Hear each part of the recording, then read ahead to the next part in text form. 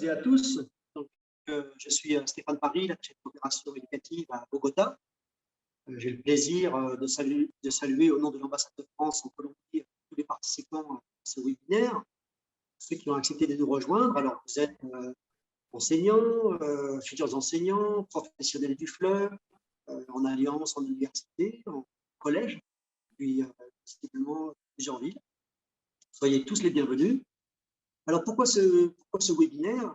Eh bien, parce qu'il nous a semblé important d'accompagner les professeurs de français, pas seulement sur le terrain, comme nous le faisons à travers nos actions, en coopération avec le ministère de l'Éducation nationale ou avec les secrétariats d'éducation, mais également à travers des webinaires comme celui-ci, puisque nous avons constaté qu'il y avait une demande de la part des professeurs d'être réunis, d'une part. Certains peuvent se sentir isolés dans leur collégium, et puis aussi une demande pour être accompagnés de manière à développer un enseignement innovant. Voilà, c'est un peu ce qui est proposé ici, aujourd'hui. Alors, l'idée de vous proposer des webinaires FLE en Colombie, peut-être au rythme de trois fois l'année, fait suite au succès de la Journée internationale du professeur de français que nous avons célébré l'année dernière, 5 novembre, succès aujourd'hui. Il s'agit donc de proposer plusieurs rendez-vous à l'année, de garder le contact, de vous former, de vous réunir, mais aussi de vous écouter. Et d'ailleurs, à l'issue de ce webinaire, le questionnaire vous sera envoyé pour vous demander un retour, et puis aussi vos suggestions de thèmes pour les webinaires suivants.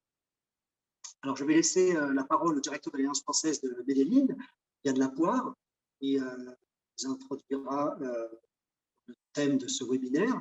Et j'en profite pour le remercier chaleureusement, ainsi que son équipe, pour l'organisation de ce webinaire, et en particulier les trois intervenantes, Diana, Sophie et Tina, qui vont animer cette séance de formation. Et je remercie également tous ceux qui ont participé à la diffusion du webinaire. Je souhaite une très bonne séance et de bons échanges autour de la médiation sociale. À bientôt. Merci beaucoup, Stéphane.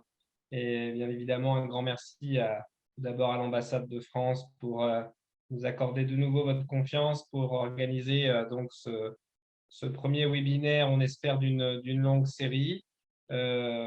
Aux premiers participants qui viennent d'arriver, on vous invitera évidemment à diffuser aussi largement l'information et puis le replay de ce webinaire. C'est une première, donc on essaye le format que vous connaissez typique du webinaire, ça, il n'y a pas de souci. On teste un horaire, une journée, donc on va voir si c'est la plus adéquate pour vos contraintes aux uns et aux autres aussi, puisqu'on sait que vous êtes aussi très pris par vos interventions professionnelles, et donc on essaye malgré tout de répondre à la fois à votre besoin de formation et en même temps aussi à vos contraintes professionnelles. Donc les choses évolueront de toute façon, certainement, hein, c'est comme toute première, on essuie un petit peu non pas les plates, mais enfin voilà, on essaye, on se met dans une posture d'expérimentation.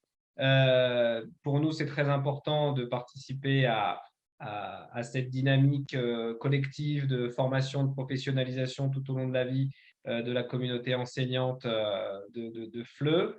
L'échelle nationale nous permet certainement aussi, voilà, on a 12 alliances et on a un certain nombre d'institutions, d'universités, d'institutions éducatives partenaires des alliances qui enseignent aussi le français. Donc, nous sommes une très, très grande communauté. Ce qu'a dit Stéphane et de l'a rappelé, la journée du professeur de français l'an dernier l'a démontré. C'est une communauté très, très grande qui mérite d'être animée, qui a besoin aussi de se rencontrer régulièrement. Donc, on espère que ces webinaires et ce format le permettront. Je remercie évidemment les trois professeurs de l'Alliance qui ont bien voulu accepter de se prêter au jeu de ce premier exercice, donc Sophie, Lavigne, Valentina Sanclar et Diana Calderon, qui sont professeurs à l'Alliance, mais qui ont aussi une grande expérience, une large expérience en fleurs, en d'autres lieux et en d'autres institutions. Et c'est aussi pour ça qu'on a fait appel à elles, c'est qu'elles ont une expertise que l'on avait envie qu'elles vous partagent autour de cette thématique transversale qu'on a nommée médiation sociale. Vous verrez comment ça s'exprime à travers leurs interventions.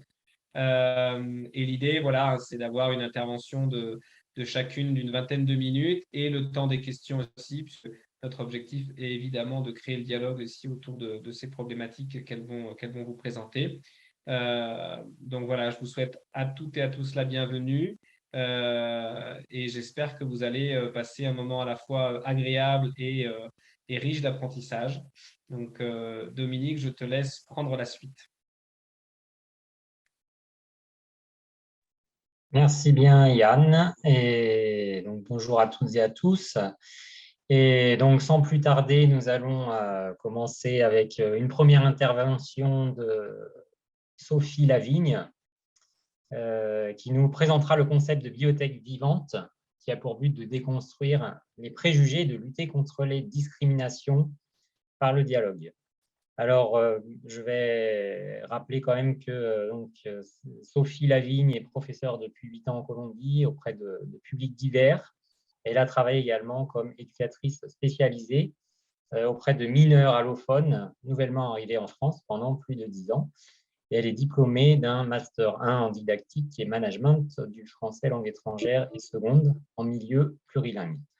Donc, voilà, je vais te laisser la parole, Sophie. Le format, donc, c'est 20 minutes de présentation. Après, vous aurez une dizaine de minutes pour, si vous avez des questions à poser à l'intervenante. Et donc, voilà, je te laisse la parole, Sophie. À toi.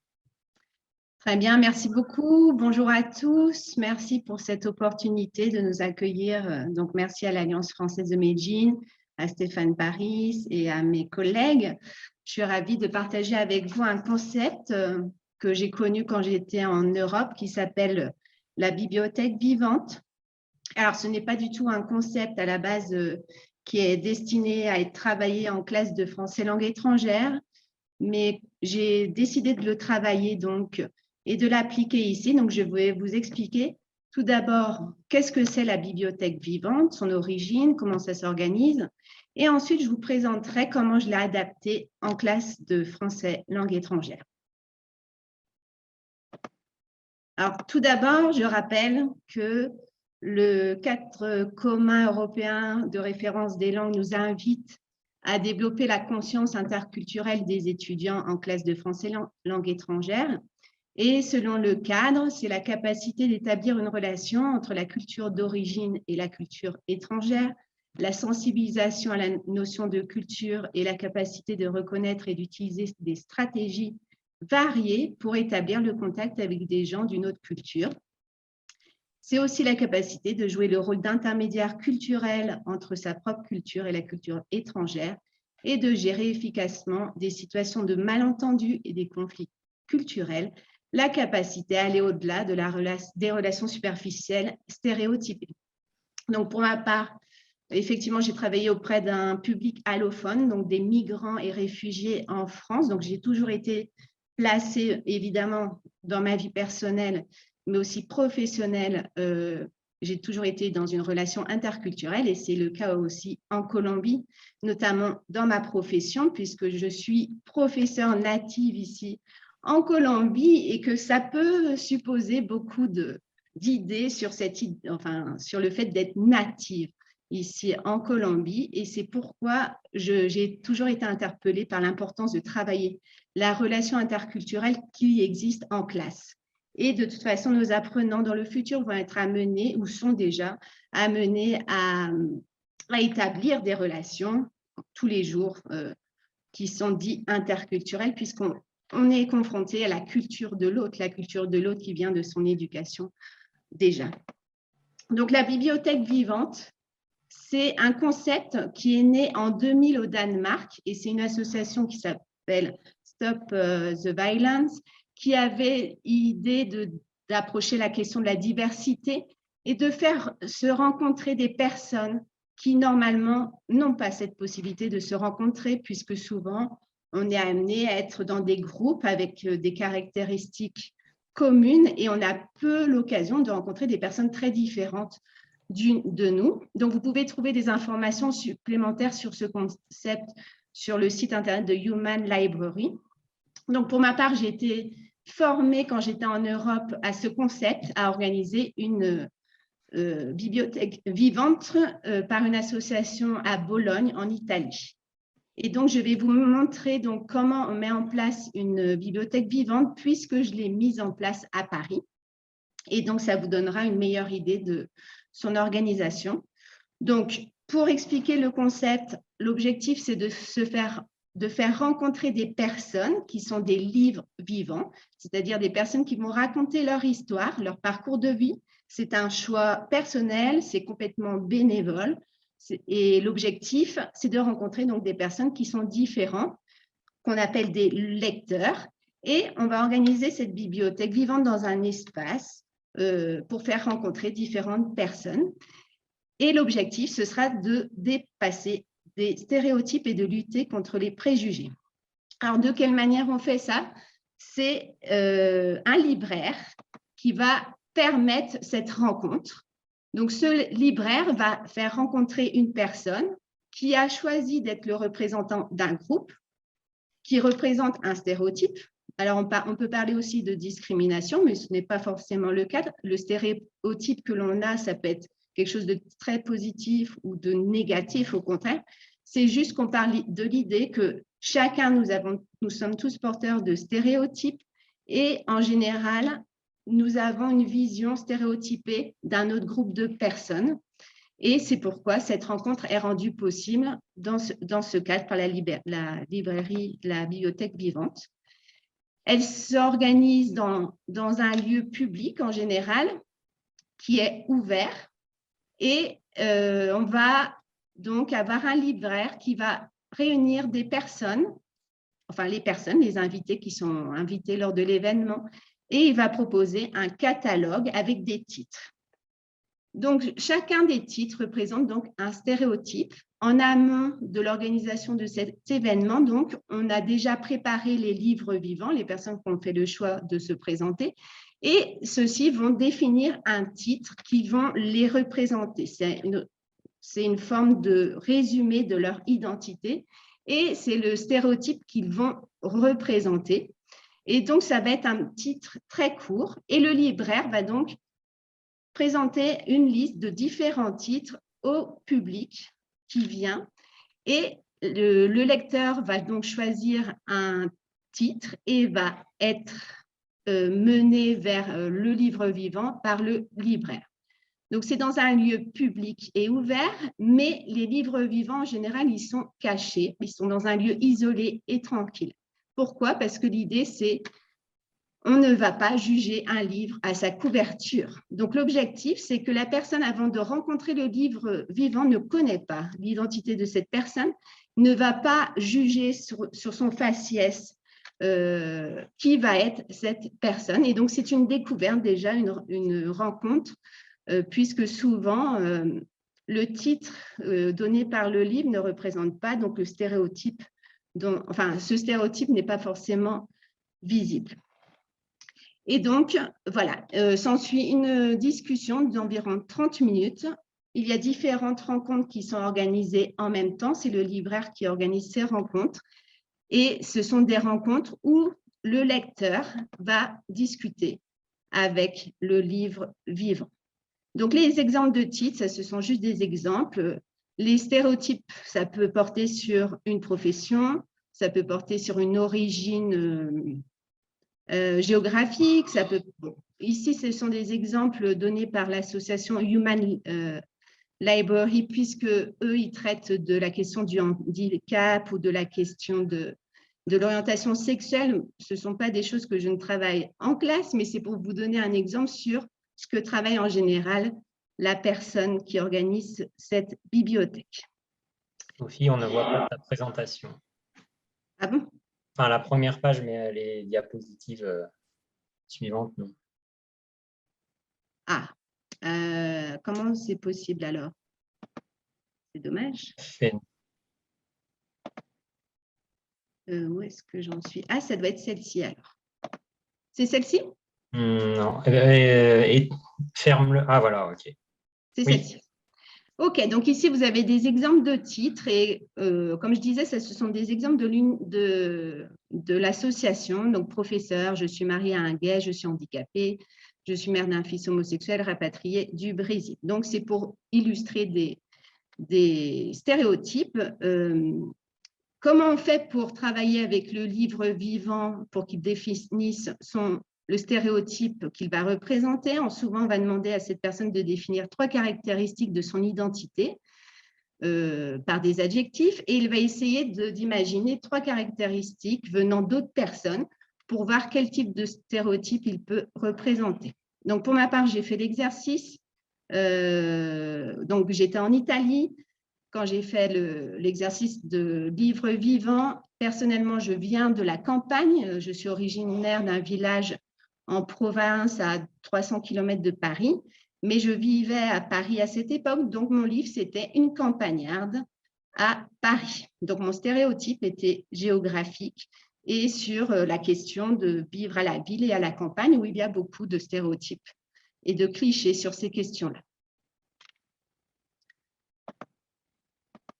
Et donc, au final, cette discussion permet au lecteur de raconter son histoire et le livre vivant de raconter son histoire et le lecteur, lui, va lui poser des questions et l'objectif dans cette discussion qui est humanisée, puisqu'on n'est pas dans un débat, on est dans une discussion qui est intime, on va dire, qui est protégée.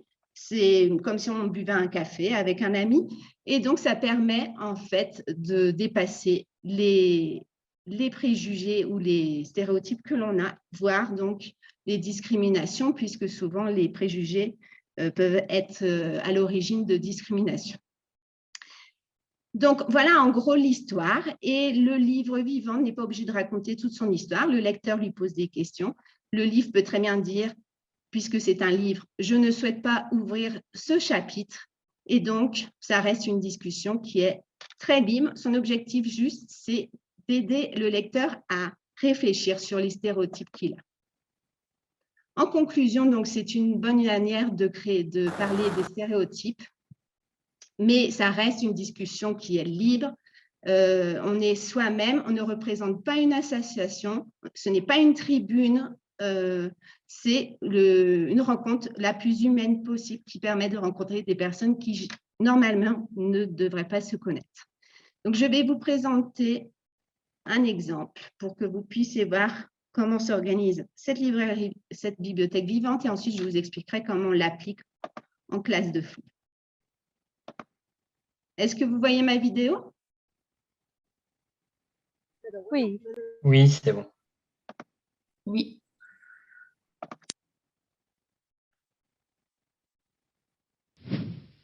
Tu peux partager le son, par contre, s'il y en a. Si normalement, je l'ai partagé. Ouais.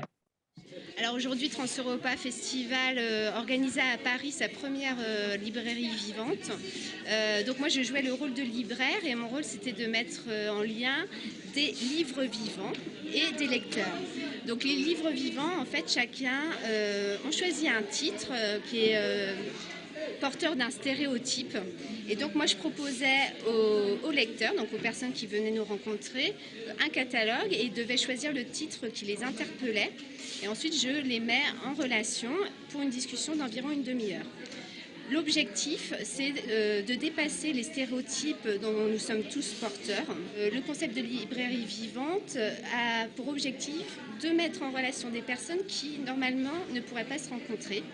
Et donc discuter de sujets qui peuvent être liés à la religion, à une nationalité, au genre, un travail aussi, une profession, un quartier.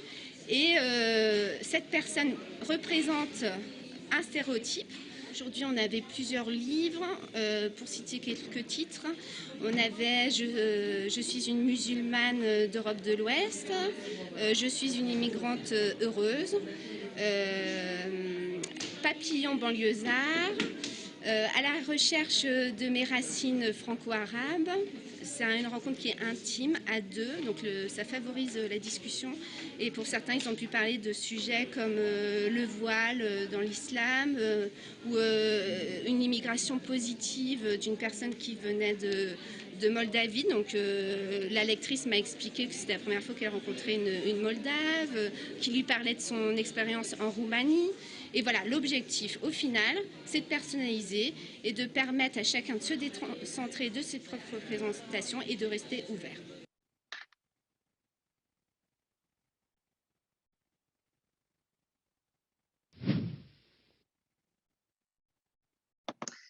Très bien, donc ça c'était juste pour illustrer. Donc comme on peut voir, ce n'est pas toujours facile d'organiser ce genre d'événement dans un lieu fermé, puisque là on pouvait voir, les personnes invitées pouvaient se voir. Bon, excusez-moi, j'ai un petit… Voilà. Néanmoins, ça permet donc de se faire rencontrer des personnes très différentes. Donc ça, c'était en Europe et personnellement, j'ai organisé donc différentes bibliothèques vivantes en classe de FLE. Est-ce que vous pouvez voir mon PowerPoint? Oui, le titre. D'accord. Donc, c'est très différent ce que j'ai pu mettre en place, mais c'est un peu la même idée. Donc, l'objectif n'est certainement pas d'obliger les étudiants à raconter leur histoire, mais un travail est fait sur cette notion de stéréotype, de réfléchir en amont à ce que c'est un stéréotype en classe, et je leur présente aussi le concept. Et ensuite, je les invite à eux-mêmes participer à une bibliothèque vivante. Donc, pour ce faire, en général, je présente un exemple. Ça, c'est le cas d'un article qui présente un événement qui a été fait à Paris pour expliquer le concept, et on lit ensemble le texte et ensuite on analyse ce que ça peut être un stéréotype et on fait un petit travail sur cette question-là pour définir qu'est-ce qu'un stéréotype et de quel stéréotype ils peuvent eux-mêmes souffrir, entre guillemets, ou représenter plutôt. Donc, voilà. Et ensuite, je leur explique le travail qu'ils ont à faire. Donc, en général, je fais ça avec un niveau A2-B1, c'est-à-dire qu'une fois que les étudiants, ils ont déjà, on va dire qu'ils ont un niveau B1 ou préparation B1, c'est-à-dire qu'ils ont déjà vu les temps du passé, du présent et du futur. Ils ont abordé la question du parcours, comment aborder le parcours d'une personne, comment aborder les sentiments, donner une appréciation, évidemment faire une description de lieu, d'activité. Et je les invite à présenter tout d'abord un e-book. Donc, le travail est précédé de la rédaction d'un récit écrit, puisque ça leur permet de travailler évidemment leurs compétences linguistiques à l'écrit, de les aider à structurer leur récit et donc évidemment d'avoir une cohérence en utilisant les articulateurs et les connecteurs, et donc d'utiliser tout ce qu'ils ont déjà vu en classe, mais dans un autre cadre.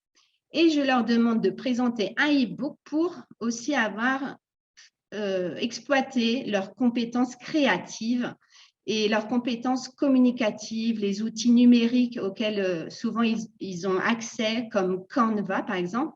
Je propose aussi d'utiliser Google Docs. Donc ça, ce sont deux outils, Google Docs et Canva, qui permettent de créer des e-books. Qu'est-ce que je demande aux étudiants? D'imaginer le parcours d'une personne qui est imaginaire ou connue. Ils doivent parler avec le « je » en utilisant le pronom personnel « je » et on fait ce travail en amont. Quels stéréotypes ils vont représenter? Le récit est donc présenté dans un e-book et ensuite ils vont le présenter à l'oral dans le cadre d'une bibliothèque vivante. Le récit comporte 4 parties. Il s'agit de l'enfance, l'adolescence, la vie adulte ou étudiante et le projet. Je m'adapte évidemment aux étudiants, au groupe d'étudiants, de leur âge et de leur parcours. Et l'objectif, c'est qu'ils utilisent ce qu'ils ont déjà vu en classe. Donc, comme je l'ai déjà mentionner le vocabulaire des sentiments, des émotions pour décrire des personnes, des lieux, des expériences et parler d'un projet futur. Ça, ce sont les recommandations que je donne aux étudiants. Donc, ils doivent choisir un personnage et pour commencer leur histoire, pour imaginer son histoire, ils doivent imaginer donc sa description physique, ses qualités, ses centres d'intérêt, sa famille et identifier donc les 4 étapes, l'enfance, l'adolescence, la vie adulte, le projet et structurer leur document. Ensuite, je les invite à créer leur récit sur Google Docs ou Canva et d'illustrer ce document. Donc, ils vont utiliser des images, des photos, des cartes pour illustrer le livre. Ils vont ensuite donner un titre à leur livre. Donc, je les aide en général à définir le livre par l'exercice que j'ai mentionné tout à l'heure, donner 3 caractéristiques sur soi-même et 3 caractéristiques que d'autres personnes peuvent avoir sur soi-même pour définir un titre qui soit synonyme de leur identité. C'est un titre très court et qui représente un stéréotype.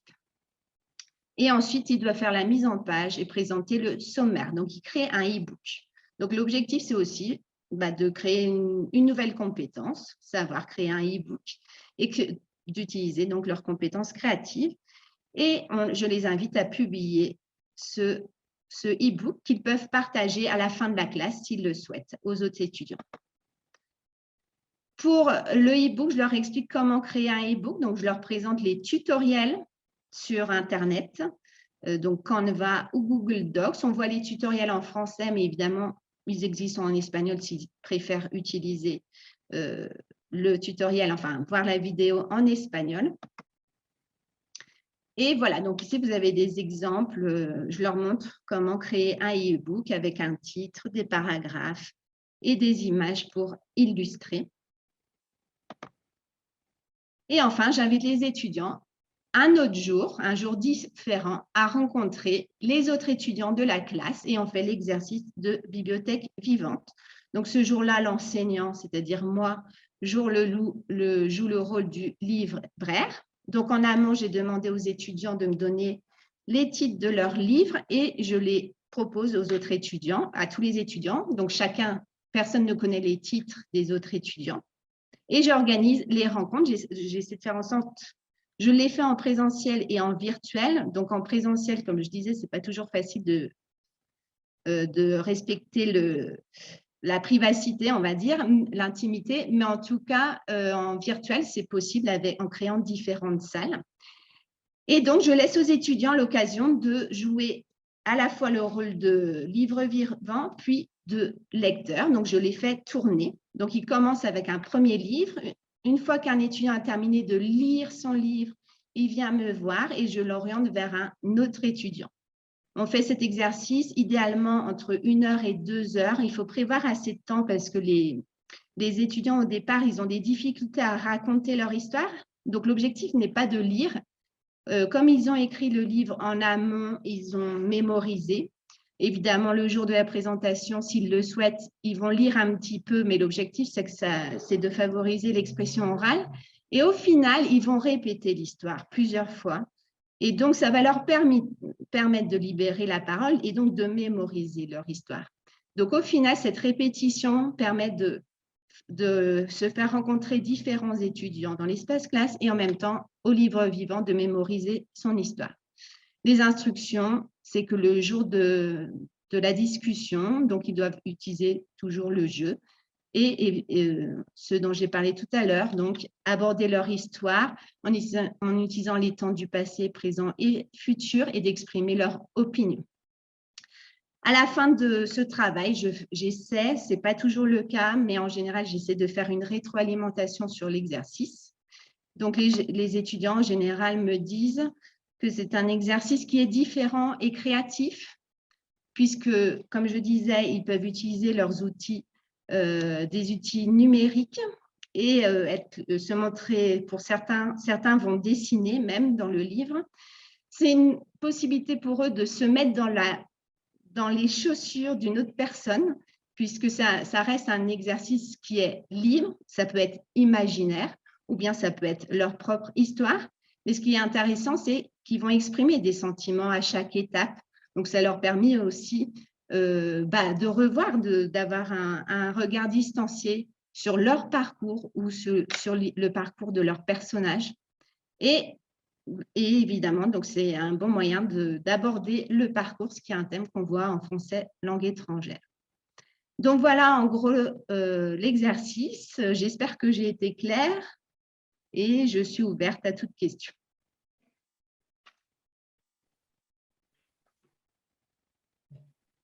Merci bien, Sophie. Et nous avons déjà une question de la part de Denise. Non, c'est un bravo. Mes félicitations. Oui. D'accord, merci. N'hésitez pas à me poser des questions si ça n'a pas été clair. En tout cas, il y a une présentation qui est prête, qui sera partagée. Oui.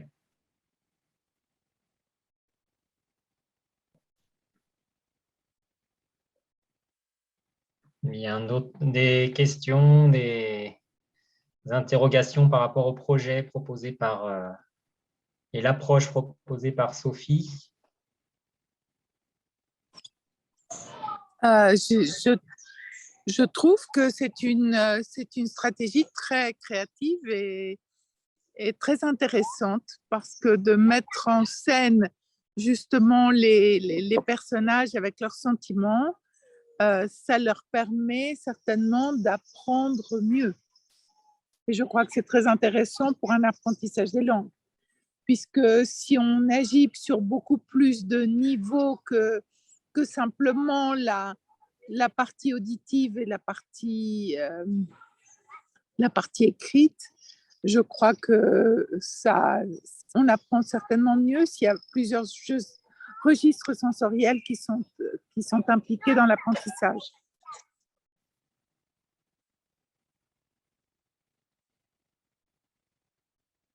Oui, tout à fait, je suis tout à fait d'accord. Et personnellement, je défends l'idée qu'on doit développer les compétences créatives des étudiants. Ils attendent que ça. Alors, ce n'est pas toujours facile.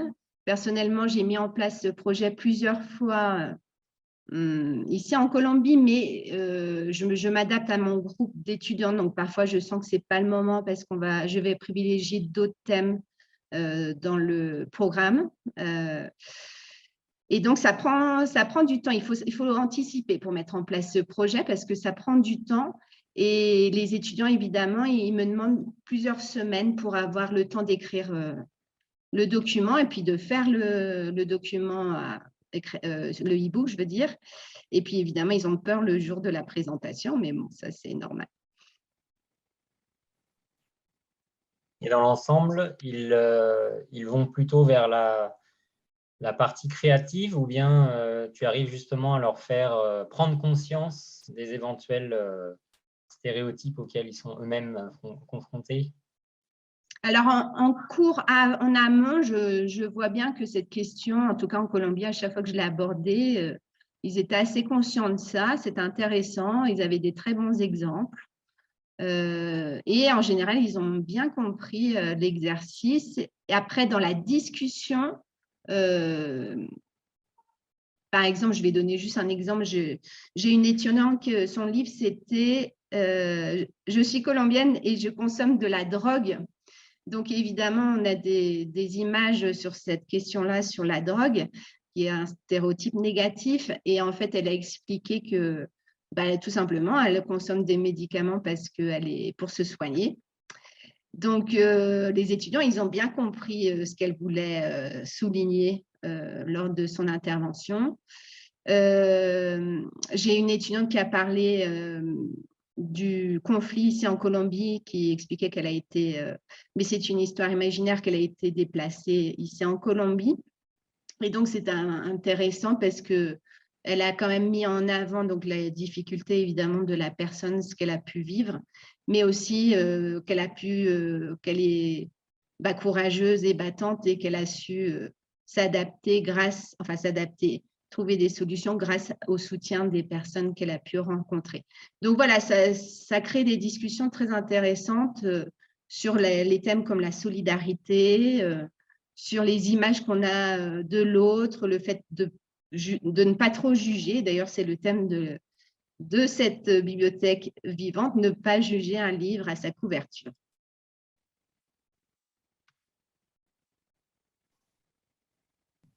Ça me semble très intéressant, très intéressant. Mais je crois justement qu'il ne faut pas être trop pressé pour arriver à bien le faire. Il faut vraiment le développer avec un certain temps d'évolution, parce que c'est un sujet quand même qui est très profond. Donc, pour arriver à écrire là-dessus, il faut quand même prendre son temps pour bien le faire. Tout à fait, je suis tout à fait d'accord et il faut vraiment l'anticiper, le programmer en avance et en parler plusieurs fois aux étudiants, leur laisser le temps de poser des questions.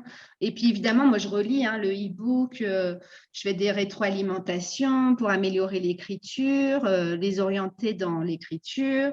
Donc oui, et puis la question, et donner du temps aussi à cette discussion finale, effectivement, après aussi, c'est important.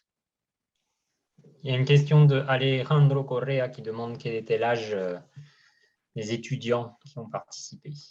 Ici en Colombie, toujours avec des jeunes adultes ou des adultes. J'ai abordé la question des stéréotypes avec des adolescents, mais je ne sais pas si pour l'instant, je préfère mener ça avec des adultes parce que ça reste des personnes qui abordent des questions personnelles. Comme je disais, c'est un exercice libre, imaginaire. Mais je ne sais pas, personne ne sait si la personne raconte son histoire ou si c'est imaginaire. Et moi, je ne souhaite surtout pas mettre en difficulté la personne. Donc, les adolescents sont dans un âge de construction. Donc, ça débat. Je pense que ça, il faut le discuter avec peut-être les étudiants ou même avec l'institution dans laquelle on travaille. Moi, j'ai toujours fait avec des adultes et des jeunes adultes et les étudiants étaient volontaires. Ce n'est pas un exercice imposé. Très bien, merci beaucoup Sophie pour donc ce partage effectivement de projets complets, riches et complets. Alors maintenant, nous allons donner la parole à Diana Calderón qui va nous parler de pédagogie critique et interculturelle, une approche qui contribue également à mieux appréhender le regard de l'autre. Diana Calderón est titulaire d'un master en enseignement et apprentissage des langues étrangères, enseignante de FLE depuis 13 ans, formatrice de formateurs et chercheuse. Elle s'intéresse tout particulièrement à l'interculturalité, aux approches critiques, aux communautés de pratique comme stratégie de développement professionnel et à l'éducation à la paix.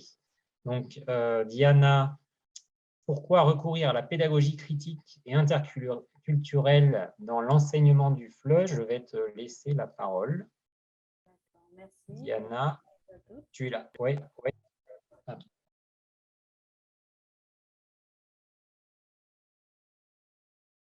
Et donc là, pour connecter un peu avec ce que disait Sophie, là, je trouve que cette activité, ce projet de librairie vivante, ça trouve tout son sens dans ce dont je vais vous parler aujourd'hui. Donc, qui cherche un peu à donner des pistes dessus, pas vraiment comme à donner une réponse, disons la réponse, ça cherche surtout à donner un aperçu de ce qu'on fait. Et donc, tout d'abord, un petit peu pour lier à l'interculturel, qui était un sujet très intéressant dans ce que disait Sophie. Donc, il faut être conscient. Elle citait par exemple la définition qu'en fait ce CRL, qui est basé sur les travaux de Bayram et qui part d'une vision moderniste de la culture dans laquelle on associe la culture à une nation. C'est pour ça qu'on va parler d'une culture anglaise, une culture française, une culture colombienne, alors qu'une vision inspirée sur certains auteurs, notamment latino-américains, va parler plutôt d'une vision post-moderniste de la langue et de la culture aussi, dans laquelle la culture, c'est un discours, c'est une construction permanente. Donc là, on ne va plus associer l'idée de culture à l'idée de nation, mais on va voir la culture comme tous ces aspects qui convergent dans la formation de l'identité des individus Et là, je trouve voilà, très intéressant et ce que ce projet que proposait Sophie a beaucoup à dire dessus. Et donc, on voit la culture comme un cadre de référence dans la construction de l'identité qui est elle aussi changeante et en construction, je dirais, permanente. Par exemple, je suis sûre que si elle demandait à ses étudiants qui ont fait ce projet il y a quelques mois de le refaire aujourd'hui, ils auraient des nouvelles informations à partager sur eux-mêmes, des nouvelles réflexions à proposer. Donc, c'est un petit peu comme pour lier les deux présentations. Puis un petit peu, qu'est-ce que la pédagogie critique? C'est une approche qui est née avec les travaux de Paulo Freire en 1970 au Brésil.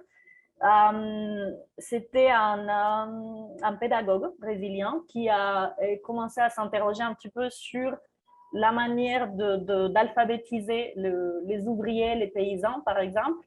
Et à partir de ça, il a proposé ce qu'il a appelé l'éducation libératrice, qui s'oppose un petit peu à ce qu'il appelle l'éducation bancaire, qui est cette vision, je veux dire, traditionnelle de l'éducation dans laquelle l'étudiant reçoit ce que le professeur a à lui dire. Ici, c'est un rôle plus actif au niveau de la prise de la parole, la prise de décision, le type de questions qu'on va poser. Donc, à partir de ces travaux de 1970, Henri Giroux, en 1983, a été le premier à nommer ça. Il s'est inspiré des travaux de Freire, mais il a été le premier à parler disons, à utiliser le terme pédagogie critique. Qu'est-ce qu'il voulait dire par ça? C'est une pédagogie que différents auteurs appellent différemment. Pédagogie de l'engagement, vous le voyez, pédagogie de l'espoir et de la compréhension. Il y a différentes appellations. Le but, c'est qu'il y a un commun, c'est l'idée de remettre en question ce qu'on donne, enfin, ce qu'on va appeler comme l'établissement, remettre en question ce qu'il y a autour de nous, voir quelles problématiques il y a autour de nous et puis voir comment nous, en tant que citoyens, citoyennes, pouvons agir vis-à-vis de ces problématiques-là afin de chercher à donner une solution. Ce n'est pas toujours possible, il faut le dire, mais c'est quelque chose que je dis toujours à mes étudiants, il faut au moins commencer à se poser les questions, il faut au moins commencer à voir ce qui se passe autour de nous, l'impact que ce qui se passe autour de nous a sur nous, sur notre processus d'apprentissage, sur notre éducation. Et donc, voilà, à partir de ça, agir et prendre des décisions sur ce qu'il y a autour de nous. Donc, cette approche en éducation, qu'on soit l'éducation comme un système qui n'est pas neutre, qui n'est pas objectif, parce qu'il reflète les biais de la société au sein de laquelle elle est mise en pratique. Donc, ce n'est pas neutre, c'est toujours influencé par cette société, par les intérêts de cette société, par les relations de pouvoir qu'il y a entre les personnes qui composent cette société. Et le but, comme je le disais tout à l'heure, puisque le but c'est l'action, on veut arriver à la transformation sociale. C'est ça comme le but ultime, pour ainsi dire. Et même si cette proposition n'a pas été faite pour les langues, récemment, on commence justement à se poser des questions sur le processus d'enseignement-apprentissage et le processus d'enseignement-apprentissage des langues. Et dans ce contexte, on commence à mettre en place cette approche en éducation dans les salles de classe des langues aussi, tout en reconnaissant que la langue, c'est un outil qui sert en principe à la communication, c'est clair, mais juste comme l'éducation, c'est aussi un produit du système dans lequel nous vivons. Donc, elle a une nature politique, elle a une nature idéologique, et son but ultime, c'est ce rapport de force entre le pouvoir qui est imposé par certains secteurs de la société et l'émancipation que cherchent d'autres acteurs de cette même société. Je vous disais que c'est une approche qui est plutôt récente en éducation en langue. À Medellín, l'université Antioche est une université pionnière dans ce domaine. Et donc, la formation des professeurs et des formateurs des langues étrangères dans cette institution est basée sur cette approche depuis 2018. Il y a dans ce webinaire aujourd'hui avec nous plusieurs étudiants de l'université qui en témoignent. Donc, comment intégrer cette idée, cette approche dans la salle de FLE? Donc, il faut commencer bien évidemment par la construction du curriculum qui rend compte des cultures locales. Ça, c'est très important parce que, comme je vous disais tout à l'heure, on voit la culture et on voit l'identité comme les différents éléments qui convergent chez nous. Et donc, on va au-delà de cette idée de français la France, français Canada, français Suisse. Et c'est dire, le français, je vous disais tout à l'heure, c'est une langue internationale, donc on s'en sert. Ouais. On utilise tout ce qu'il y a autour de nous et on se base aussi sur les cultures locales. Ouais, on cherche à mettre en valeur les cultures locales parce qu'avec une vision moderniste, positiviste de la culture, il y a le risque de se sentir inférieur, ouais, donc vis-à-vis des autres et des locuteurs de la langue qu'on cherche à apprendre. Ici, l'objectif, c'est de voir que de ne pas négliger ce qui est local, ce qui fait partie des cultures de nos étudiants. De travailler donc à partir des thématiques qui les intéressent, qui les concernent et qui surtout se trouvent dans le contexte immédiat. Et dans ces thématiques, voir les problématiques qui affectent la société, qui affectent les citoyens, et puis voir pourquoi c'est une problématique, pourquoi c'est un problème, ça, comment on peut réagir, quel type de solution on pourrait proposer et comment les mettre en place, comment les appliquer. Ça, c'est grosso modo les cas.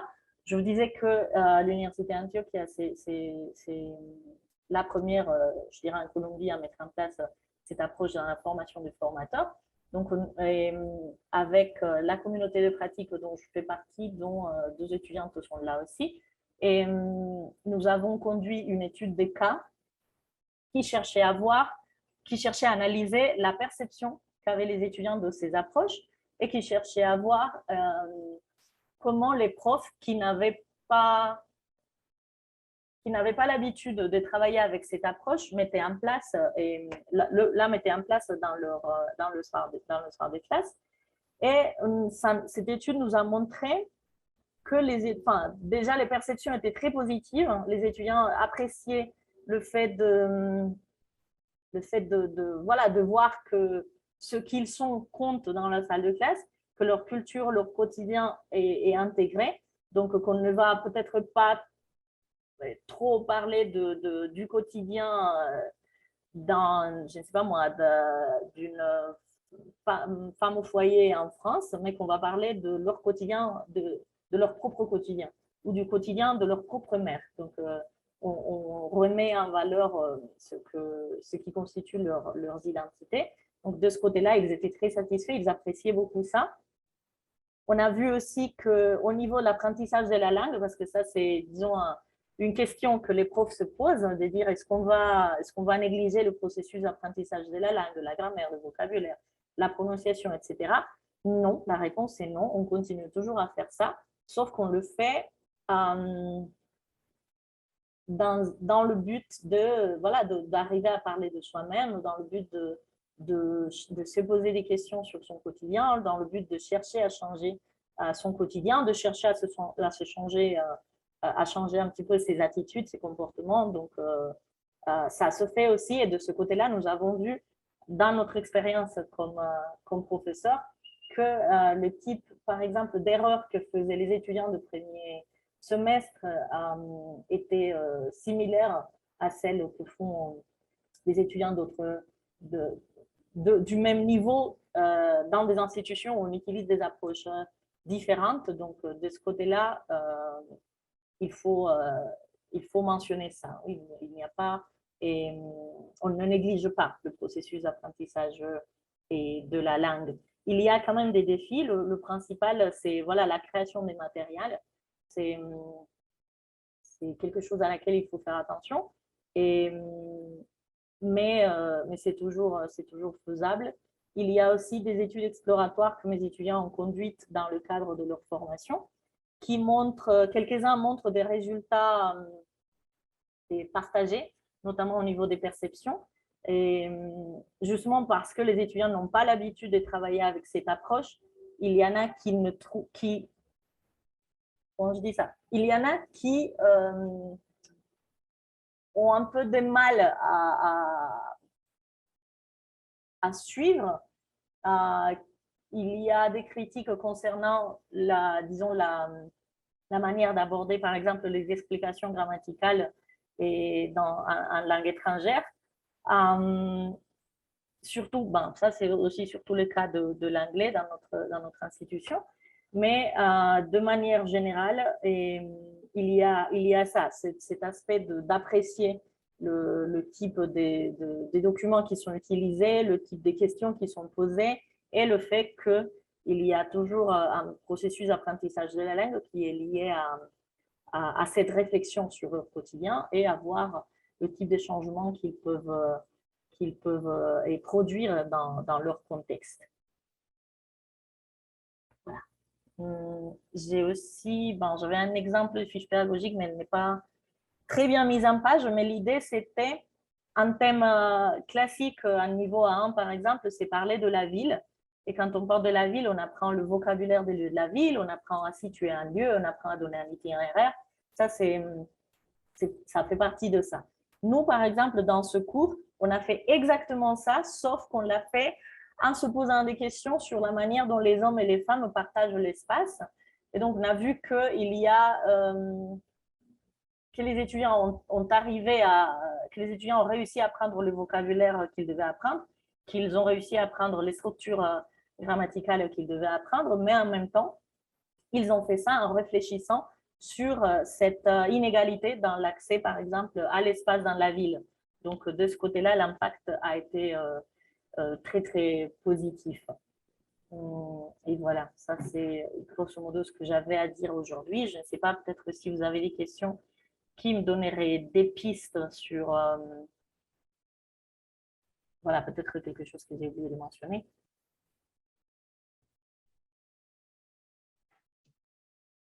Merci bien, Diana. Oui, donc on est attentif. Est-ce qu'il y aurait des questions? Alejandro, nous t'écoutons. Oui, merci. Est-ce que vous pouvez m'écouter?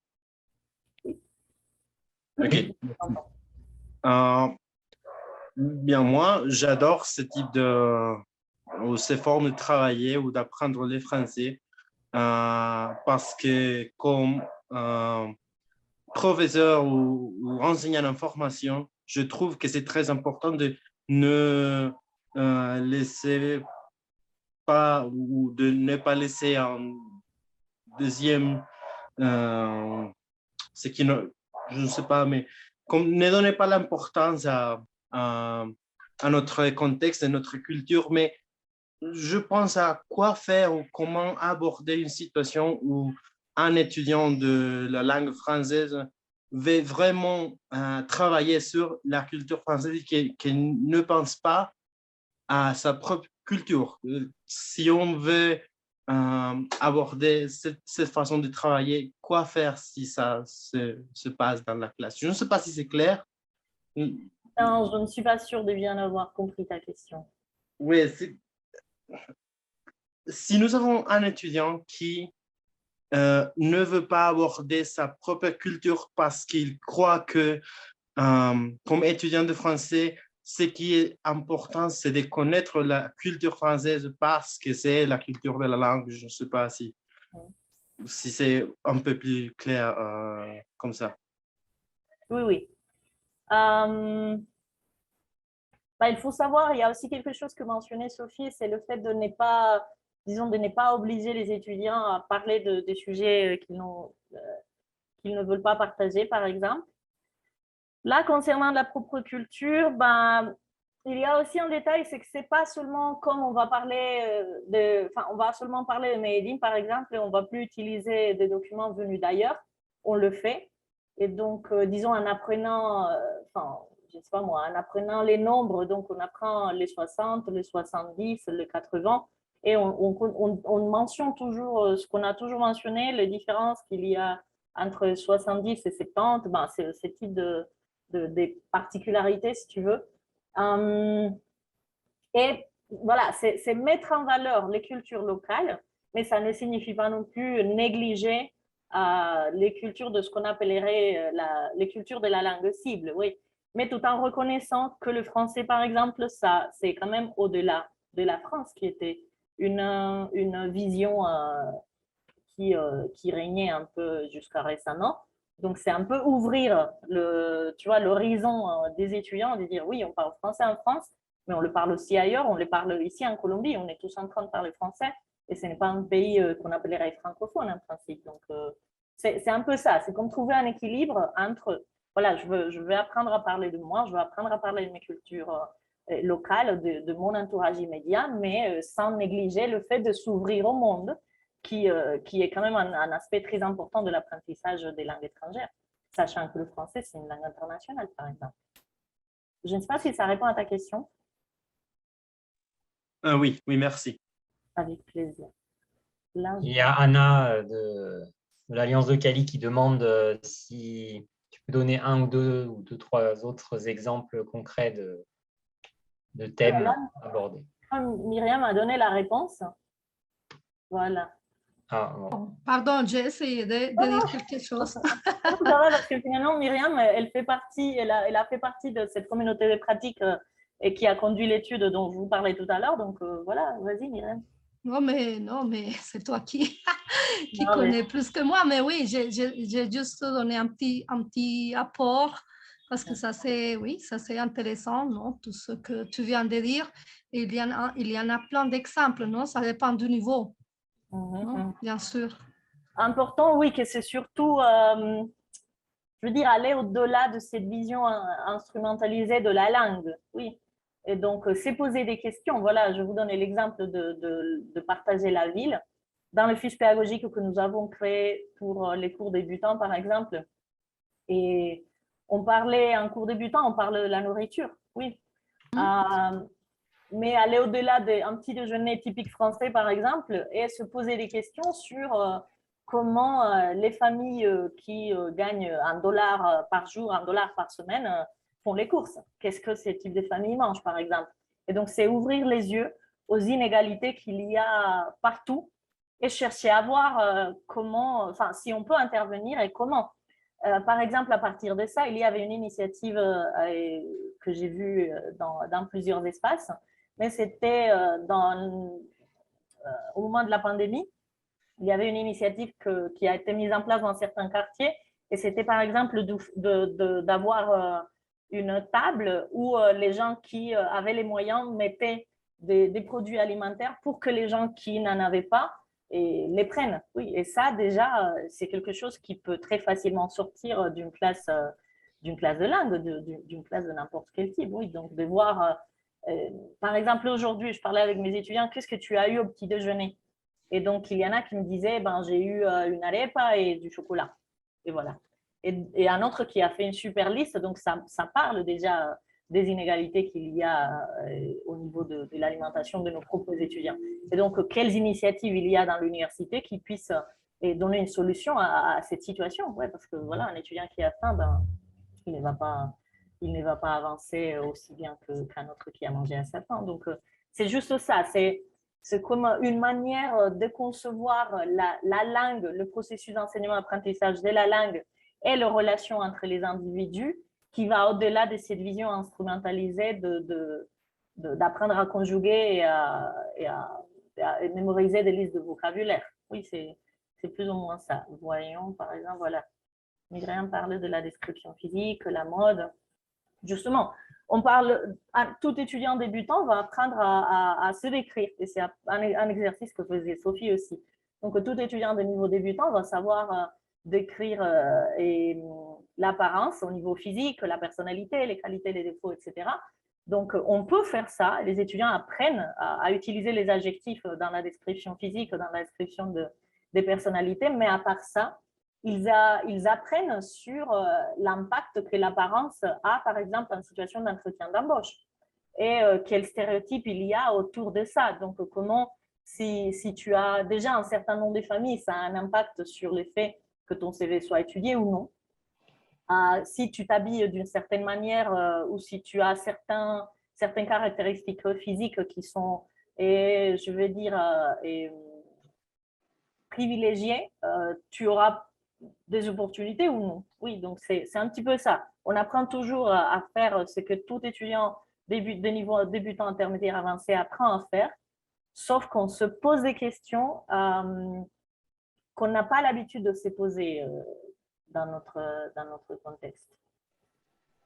Merci Diana pour cette réponse. Ça donne aussi un peu la réponse, un peu je pense à Lisbeth qui demandait des conseils pour mettre en place la pédagogie critique dans des cours débutants. Donc tu as commencé à répondre après peut-être sur la mise en place. Pour terminer, est-ce que tu aurais un ou deux conseils peut-être? Je suis en train de lire un commentaire qui est là. Ok. Bon, merci à vous. Ah oui, autre chose. Okay. Et AN qui dit, voilà, faire des comparaisons. Oui, voilà, justement parce qu'aujourd'hui, ben, la mondialisation, c'est quand même une réalité. Donc, savoir que oui, qu'on sera quand même confronté à interagir avec des Français. Je l'ai fait tous les jours à l'Alliance, avec des personnes venant de tous horizons, avec qui on a le français comme langue commune. Donc, oui, savoir se débrouiller dans tout ce type de situation, dans le respect de la différence, dans le respect de l'individualité. Je ne sais pas si ça répond à la question, s'il y a d'autres questions. Bien, on va continuer. Merci beaucoup, Diana. Et merci à vous pour vos questions et votre intérêt. Nous allons poursuivre et terminer donc la troisième présentation pour apporter une touche de technicité un peu au service de la médiation. Valentina Sinclair va nous montrer un peu l'efficacité de l'infographie comme outil de médiation. Valentina Sinclair est enseignante depuis plus de 20 ans. Elle est diplômée en langue moderne. Elle a un master en didactique de FLE et spécialiste en informatique éducative. Elle est également conceptrice de plusieurs outils virtuels pour l'apprentissage du FLE. Elle est formatrice de formateurs spécialisés, donc tout particulièrement sur les TIS. Et elle participe régulièrement à des congrès nationaux, internationaux en matière de didactique du FLE et encore une fois, tout particulièrement sur les TIS et l'éducation. Donc, Valentina, je te laisse la parole. Voilà. Merci Dominique. Bonjour à tous et à toutes. Merci à l'ambassade de France en Colombie, à l'Alliance française de Medellín de cette invitation et également je salue tous les participants, les professeurs, les collègues qui nous suivent en ce moment. Et bon, je suis vraiment ravie de faire partie de ce webinaire et avec mes deux collègues Diana et Sophie. Il y a un bruit de fond. Vous m'entendez bien? Oui.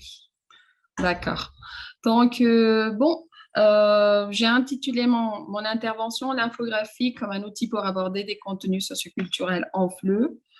Et bon, comme nous le savons tous, de nos jours, la société vit un processus de transformation constant et alors les nouvelles générations, elles sont habituées à des supports ayant un grand impact visuel, voilà, et bon, en tant qu'enseignante de français depuis une vingtaine d'années, donc j'ai eu l'occasion de voir, de constater cette évolution des habitudes des étudiants dans cette ère numérique et voilà, on voit que les nouvelles générations sont habituées à utiliser dans leur vie quotidienne ce type de ressources numériques avec un grand impact visuel. Et justement, les infographies, c'est le cas des infographies dont on va parler aujourd'hui. Donc, et pour commencer, voilà. Est-ce que vous pouvez voir mon écran, ma présentation? Ça marche? D'accord. Alors, pour commencer, qu'est-ce qu'une infographie? Donc, vous voyez que c'est la combinaison, voilà, c'est une ressource voilà, qui montre une bonne symbiose, une bonne combinaison entre images et texte. Voilà. À partir de quelques lectures, on pourrait définir une infographie comme une représentation graphique ayant comme but de fournir au lecteur un contenu souvent complexe d'une manière simple, concrète et rapide. Donc, c'est justement là où l'on peut faire le lien avec le concept de médiation. Voilà, justement, comme le dit par exemple Michel Boiron, dans la médiation, on facilite la communication, la compréhension et l'accès au sens. Et justement, on voit un peu ça avec les infographies. Les infographies sont donc un moyen de valeur pour faciliter la compréhension de contenus complexes d'une forme rapide et facile à saisir. Et ça marche bien dans le cadre de l'enseignement d'une langue. Ensuite, quelles sont les caractéristiques d'une infographie? Donc, en principe, une infographie doit avoir ou doit montrer l'information d'une manière simple. Voilà. En général, vous allez trouver des éléments iconiques, typographiques, qui donnent du sens aussi à la personne au lecteur. D'autre part, en général, il y a une mise en page conviviale, facile à comprendre, voilà. Et, comme je viens de dire, c'est utile pour saisir des sujets complexes. Alors, quelle est la démarche à suivre pour dessiner une infographie? Bon, d'abord, sur le plan du contenu, la première chose à faire est de sélectionner le sujet, voilà, qui sera traité sur l'infographie. Une fois que le contenu à traiter sera clair, que nous saurons de quoi nous allons parler, il est conseillé de faire des recherches, voilà, pour ensuite faire des esquisses. On peut faire des esquisses sur du papier. Bon, actuellement, les jeunes, ils font les esquisses voilà, de manière numérique aussi, afin de schématiser l'idée et de préciser quels aspects du sujet sélectionné seront abordés. Ensuite, sur le plan graphique, voilà, il est important de penser à plusieurs éléments tels que la typographie, la taille, la forme, la palette de couleurs. Voilà, quelles sont les couleurs qui vont nous permettre de mettre en valeur les informations principales. L'orientation de l'infographie, bon, en général, elles sont verticales, mais bon, parfois, il y a des infographies horizontales, voilà, mais de préférence verticale. De même, il faut réfléchir dès le début à l'information qui sera présentée de forme textuelle et à celle qui sera présentée de forme visuelle. C'est-à-dire, ça, c'est l'idéal, voilà. Ensuite, bon, vous voyez qu'il doit y avoir un équilibre. 30% texte, 70% images. C'est l'idéal, mais vous pouvez voir aussi des infographies qui ont moitié image, moitié texte. Bon, ça dépend. Voilà. OK. Des propositions d'activités pour la classe de langue. Voilà. Donc, on peut travailler les infographies d'abord. C'est-à-dire, on peut faire une activité à partir d'une infographie ou on peut faire une activité qui nous mène à créer une infographie. Donc, j'ai divisé les activités de cette manière. D'abord, par exemple, on peut faire une production écrite à partir d'une infographie. Voilà. Et c'est un peu aussi la médiation. Voilà, dans ce cas-là, la médiation écrite. On peut faire une production orale également à partir d'une infographie. Voilà, on peut demander aux étudiants. Là, je vais vous montrer quelques exemples. OK? Donc, par exemple, ici, nous avons une infographie, voilà, qui porte sur les villes où les Français aimeraient travailler. Donc, l'activité était de lire et analyser en petits groupes, voilà, l'infographie, pour écrire ensuite un texte. Voilà. Donc, ici, par exemple, vous avez un petit texte créé par un groupe d'étudiants.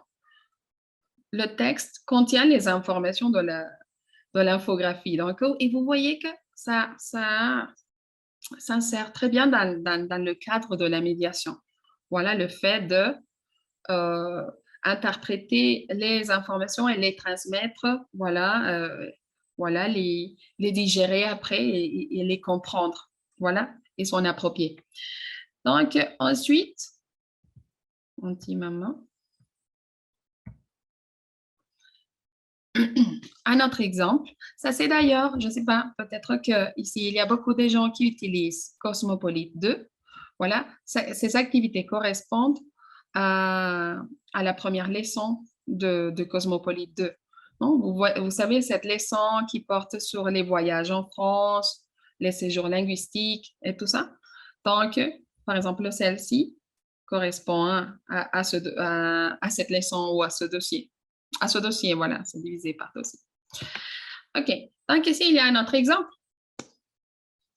Ici, on fait une relation entre le Québec et la France.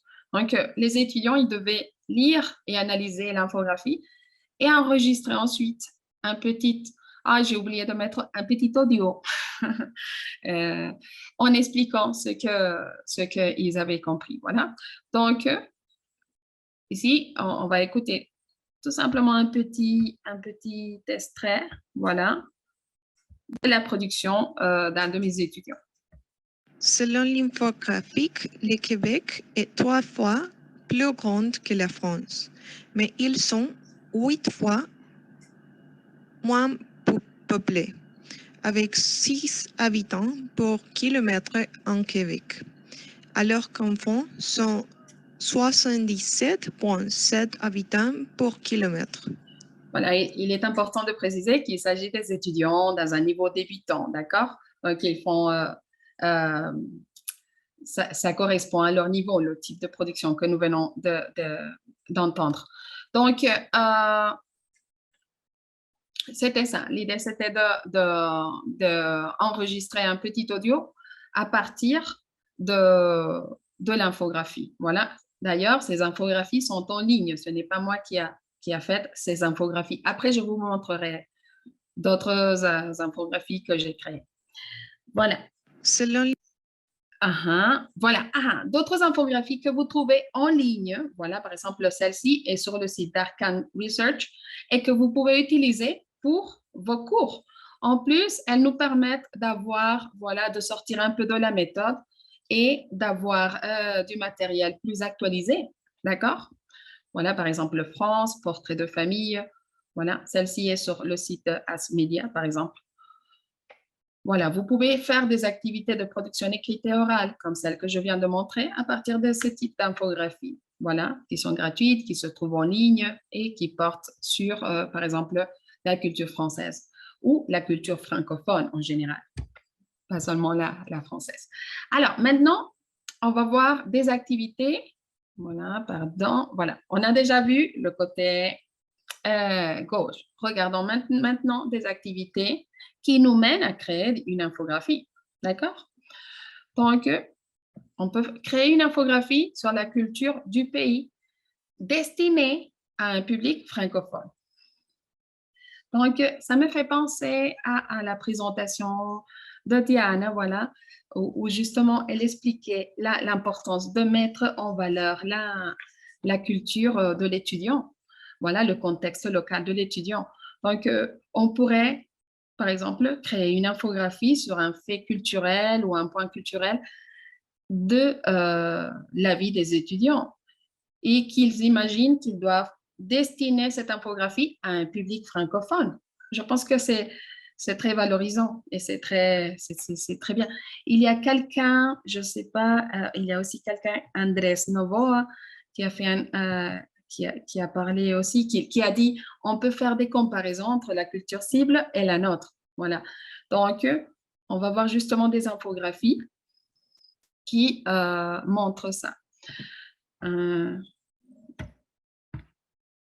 Mais avant, je vous dis qu'on peut aussi créer des infographies à partir d'un support écrit ou audiovisuel. C'est-à-dire que vous pouvez montrer à vos étudiants ou travailler d'abord un article, un texte, une vidéo, et à partir de cet article ou de cette vidéo, créer une infographie.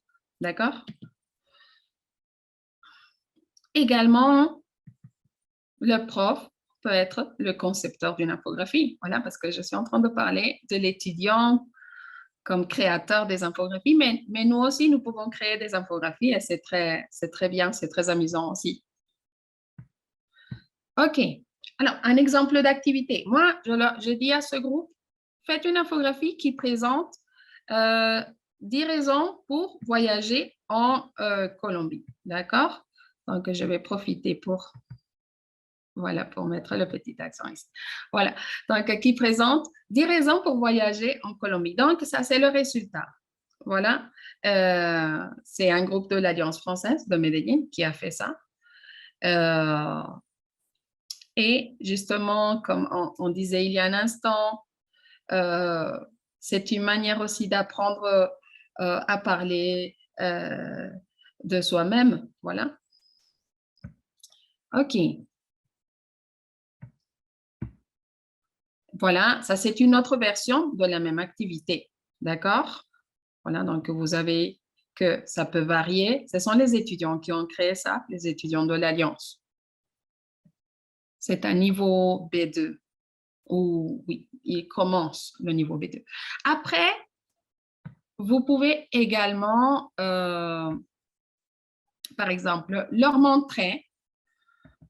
Dans ce cas-là, vous faites une infographie sur les stéréotypes faux et vrais qui existent sur les Colombiens. Suivez l'exemple de cette infographie portant sur les stéréotypes sur les Français. Donc ici, ils ont eu l'opportunité de voir cette infographie. Cette infographie était en ligne. Elle portait sur les stéréotypes des Français. Et ensuite, voilà, ils ont créé, il y a une étudiante qui a créé cette infographie, mais sur les stéréotypes qu'il y a sur les Colombiens. D'accord? Donc, vous voyez, par exemple, beaucoup de Colombiens consomment de la drogue. Faux. Tous les Colombiens sont de très bons danseurs. Un peu vrai. En Colombie, il fait seulement chaud. Faux. Les Colombiens aiment boire du café. Vrai. Voilà, donc c'est une manière aussi de... Je sais que peut-être il y a des étudiants qui veulent s'ouvrir au monde, comme disait Diane, non? Et c'est important quand on étudie des langues. Mais ici, justement, comme elle disait, on ne néglige pas la partie de la langue cible. Justement, on profite de ça, on profite de cette information pour parler ensuite de la langue ou de la culture locale. Voilà. Après, voilà, un autre exemple. Ici, il fallait lire un article. Je vais voir si je peux vous montrer l'article. Bon, c'était un article. Après, je vais vous envoyer le lien. Bon, vous allez recevoir aussi la présentation. C'était un article sur le magazine Femmes Actuelles. Bon, dans ce cas-là, il parlait de 10 villes où il fait bon vivre en France. Voilà. Donc ici, l'idée était de créer l'infographie à partir des idées principales de l'article. Voilà. Donc, qu'est-ce que j'allais dire? Bon, ils ont créé cette infographie à partir des informations de cet article. Vous voyez qu'ils n'ont pas parlé des 10 villes, mais ils ont choisi 5 villes, non? Parce que 10 villes, faire une infographie de 10 villes, c'est une très longue infographie, donc ils ont parlé de 5 villes, d'accord? Voilà. Et ensuite, ici, il y a aussi le prof comme concepteur des infographies, ou d'infographie, pardon.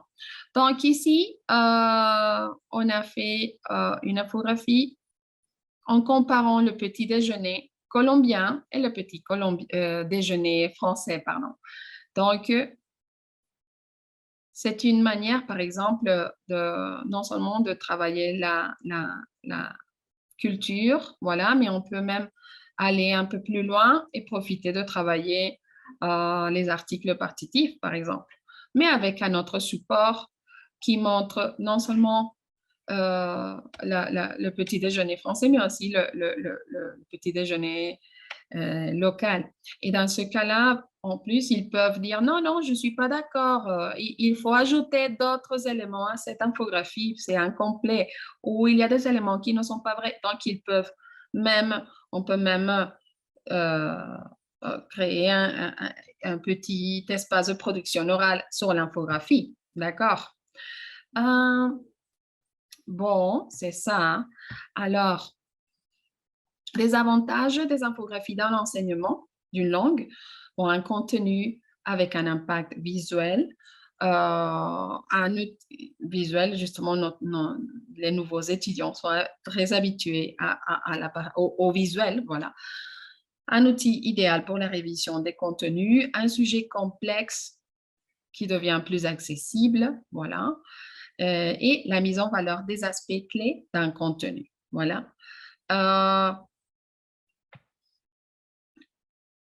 Évidemment, dans le cadre de ce webinaire, j'ai parlé surtout des infographies pour travailler les contenus socioculturels, mais vous pouvez travailler également d'autres aspects linguistiques, communicatifs, des actes de parole, des sujets grammaticaux, voilà, le vocabulaire, la phonétique. Voilà, on peut travailler d'autres aspects de l'enseignement de la langue. Oui, par exemple, pour aller plus loin, je vous montre cette infographie. Par exemple, j'ai créé cette infographie à partir d'une histoire. Voilà, une histoire d'un petit ours et sa maman. Et pour expliquer tous les verbes qu'on conjugue avec tous les verbes qu'on conjugue avec être au passé composé, par exemple. Ensuite, bon, là, c'est une manière de travailler la langue. Également, voilà, par exemple, vous avez un autre exemple où l'on peut travailler la grammaire, par exemple, le verbe faire. Et comme ça, voilà, il y a une infinité d'exemples. Bon, je ne sais pas, est-ce que j'ai pris mes 20 minutes, n'est-ce pas? Dominique. Oui, bah, après, de toute façon, on laisse un espace s'il y a des questions de la part du public. Bon, merci beaucoup. Merci de votre attention. J'ai essayé de parler vite parce que je ne voulais pas parler un peu plus. Merci bien. Donc, nous sommes attentifs s'il y a des questions de la part du public.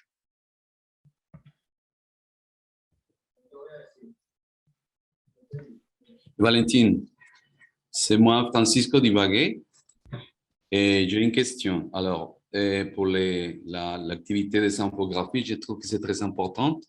Alors, vous travaillez les infographies comme un travail final, un projet final, ou les étudiants doivent faire les infographies pendant la classe? Oui, l'idée, c'est de faire… Bon, bonjour, merci de votre question. Oui, les étudiants doivent faire l'infographie pendant la classe. Par exemple, justement samedi, j'ai travaillé l'activité des infographies avec un cours qui était… Voilà, c'était le dernier cours, le dernier jour de… Oui, le dernier cours. Et voilà, j'ai profité des examens oraux. Voilà, vous savez que pendant les examens oraux, on travaille avec un étudiant et il y a les autres qui restent par là sans rien faire. Bon, ça se passe aussi au niveau virtuel. Et donc, je dis non, non, non, ils ne vont pas rester là sans rien faire. Vous allez faire une infographie. Et voilà, pendant ce temps-là, voilà, ils ont profité de l'attente de l'examen oral pour faire l'infographie. Donc, ça, c'est un exemple. Voilà, par exemple, pour la fin, pour terminer un cours, et ils ont beaucoup apprécié l'activité. Mais, par exemple, là, je viens de commencer un autre cours, voilà, et pour les 2 premiers cours, moi, j'ai fait aussi ces activités pour entamer le cours. Donc, je pense que ça dépend des objectifs du cours, des objectifs du professeur, aussi de la personnalité du groupe. voilà, il faut voir un petit peu s'ils aiment ce type d'activité. Donc, oui, ça peut être fait pendant la classe. Je sais que peut-être avec, vous pensez, ah non, mais ça doit prendre beaucoup de temps. Mais avec Canva, voilà, c'est très facile et on peut faire ça en une heure. On peut faire une infographie. En plus, ils travaillent en groupe, donc c'est possible. Ok, merci beaucoup. Avec plaisir. Et juste un petit détail, il peut faire l'infographie et après, par exemple, dans les deux cas que je viens de mentionner, je leur ai dit, bon, maintenant, chaque groupe ou chaque personne, parce que certains ont travaillé individuellement, d'autres ont travaillé en groupe, va présenter maintenant son infographie. Et donc, tout le monde a vu l'infographie de tout le monde. Voilà. Voilà, je ne sais pas s'il y a d'autres questions. Je vais arrêter le partage. Merci Valentina. Oui, est-ce qu'il y a une dernière question? En attendant, je partage dans le chat une enquête. Jenaïne. Ouais. Andrés, tu as une question? Oui, alors, j'aime beaucoup la partie de typographie en classe, mais je me demandais quelque chose, c'est que si elle est pertinente de travailler comme tâche finale les infographies de manière individuelle ou en groupe, quelle est la meilleure manière de travailler ça? Ça dépend. Je pense que on peut le faire de deux manières, sincèrement. Voilà, dans les deux cas, ça marche. Dans les deux cas, ça a bien marché. Voilà. Certains ont travaillé individuellement, d'autres ont travaillé en groupe. Et le résultat a été positif dans les deux cas, oui. Ok, merci. Avec plaisir. Bien, merci à toutes et à tous. Donc, nous allons terminer ce webinaire ici. Merci encore donc à Sophie, Diana et Valentina qui vont faire des invitations claires à la réflexion sur la propre culture, sa propre culture et sur les autres cultures et sur l'autre de manière plus large. Et je vous ai partagé dans le chat un lien vers une enquête donc, de satisfaction sur le webinaire, mais également il y a une question sur des vœux ou des souhaits par rapport à des sujets que vous souhaiteriez voir traités lors de futurs webinaires. Donc, n'hésitez pas à répondre à cette enquête, elle vous sera envoyée de nouveau par mail de toute façon. Voilà. Et donc, je ne sais pas si Yann, tu as un dernier mot également. Et Sophie, Valentina, Non, Diana, remercier les trois intervenantes et pour la qualité vraiment de tout ce qui a été partagé. Je crois que c'était vraiment très intéressant et très, très pertinent. Et je crois que ça fait vraiment écho à ce que beaucoup de professeurs et qui, j'espère, eux aussi ont apprécié peuvent se poser comme question, comment faire évoluer leur pratique, comment se doter de nouveaux outils aussi pour différencier un petit peu leur manière d'enseigner. Donc, je pense que on a plutôt rempli l'objectif. Rappelez vraiment que c'est important, oui, de répondre à la petite enquête. Ça ne va pas vraiment vous prendre beaucoup de temps, mais à la fois pour nous permettre d'évaluer effectivement votre satisfaction par rapport à ce qu'on vient de vous proposer et surtout, pour nous, pour l'ambassade et pour les futurs webinaires qui vont être proposés, voilà vos besoins aussi en matière d'intervention de ce type. C'est un format qui me semble-t-il est intéressant parce qu'il il ne nous mobilise pas trop longtemps, mais en même temps, il permet d'ouvrir un peu nos chakras. Donc, je pense que ça, c'est vraiment important.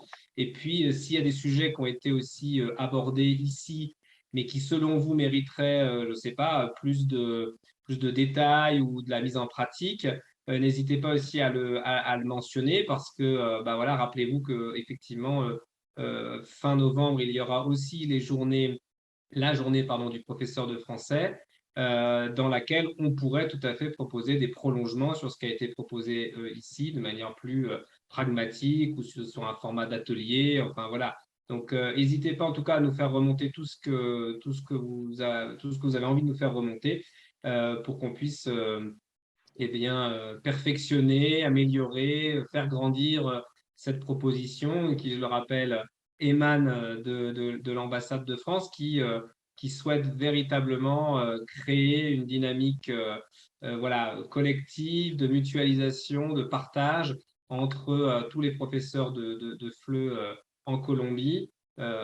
Donc voilà, vraiment, n'hésitez pas à faire remonter tout ça. Merci pour votre participation.